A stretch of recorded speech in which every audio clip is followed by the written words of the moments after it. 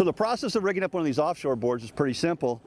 First thing you gotta do is set your crankbait, your desired lead length. Now I just caught that fish with a 45-foot lead length. So I'm gonna use my line counter here until I get 45, right there.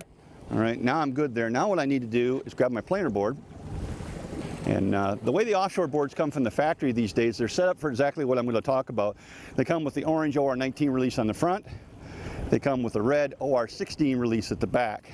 And what I'm going to do here is I'm going to reach up and grab my line, and I'm just going to create a few simple twists in the line. Once I create those twists in the line, that's where I'm going to put my front release. So you can see what I've done is I've created a little loop of line up here on the front release. That's so I can trip the board easily. Then I'm going to go back to this red release, the 16, and I'm going to put the line in there too.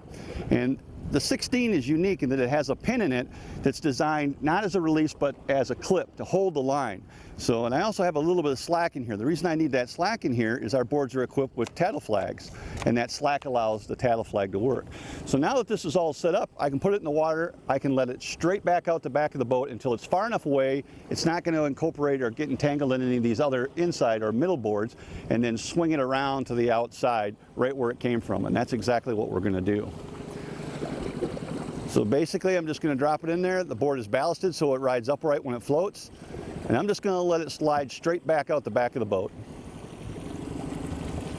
Now I know that my middle board has got a 50-foot lead in it, and I know that my inside board's got a 70-foot lead on it. So I have to let that planer board back at least further than 70 feet so that it'll swing around the other lines and not contact those other crankbaits as they're diving. So if you keep that in mind, you're good to go. That little loop trick that we talked about in the release, the beauty of that is it makes it a lot easier to trip the board when you need to trip it. If you put the line just linear in that release, you can still trip it, but you got to tug harder on it. This is just a way of making it a little bit smoother and a little bit more seamless.